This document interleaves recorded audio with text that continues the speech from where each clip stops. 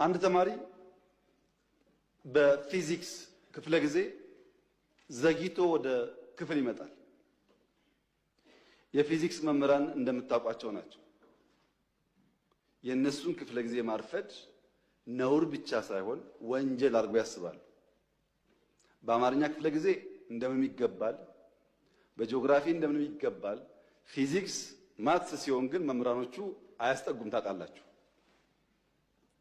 እና አንደኛው ተማሪ አርፍዶ መጣ።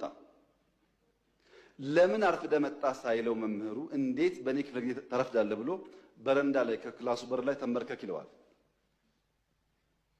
ተማሪ ተንበርክኮ ፔሪዮዱ ያልቅና ደውል ሲደወል መምህሩ ሲወጣ ተማሪ ዘሎ ይገባል ወደ ክፍሉ። ሲገባ ብላክቦርድ ላይ ሁለት ጥያቄዎች ያያል። ሆምወርክ መስሎት እንዳያመልጠው ቶሎ ይጽፋል። ጊዜ አልነበረው። የሚቀጥለው አስተማሪ ገብቶ እንዳያጠፋበት በፍጥነት ጥያቄውን ጽፎ ሲጨርስ ሁለተኛው መምህር ገባ እና ቀጠለ ትምህርቱ።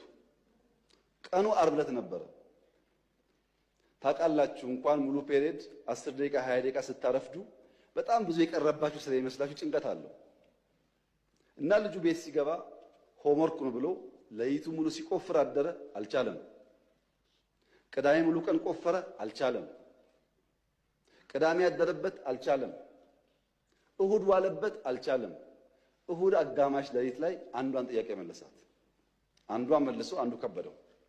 አስቡት፣ ዓርብ፣ ቅዳሜ፣ እሁድ ሁለት ጥያቄ ለመመለስ ሲፈጋ ቆይቶ እሁድ ሌሊት አጋማሽ ላይ አንዷን መልሶ አንዷ ቀረችውና ሰኞ ጠዋት ትምህርት ቤት ሄዶ የፊዚክስ መምህር ገብቶ አዲስ ቻፕተር መጻፍ ጀመረ።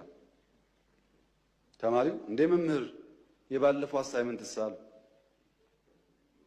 የባለፈው ሳምንት ሆምወርክ ሳሉ ያማል እንደ ባለፈው ሆምወርክ አልሰጠውም ይላል መምህሩ። እንደ ሁለት ጥያቄ ጽፈው አርፍጄ ገብቼ ጽፌያለሁ እኮ ይላል።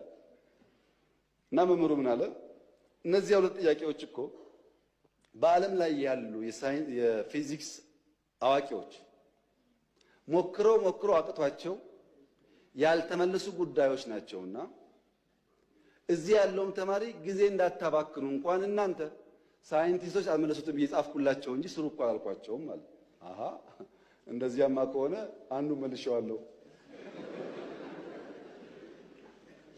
መምህሩ ሲያይ ሰው ሲያሳዩ ለካ ትክክል አንደኛውን ፈቶታል። ዓለም አልቻለም የተባለው ለምን ስላልሰማ አትችልምና አትስራው ብሎ መምህር ሲጽፍ ቢሰማ ኖሮ እሱም አጣጥፎ ይቀመጥ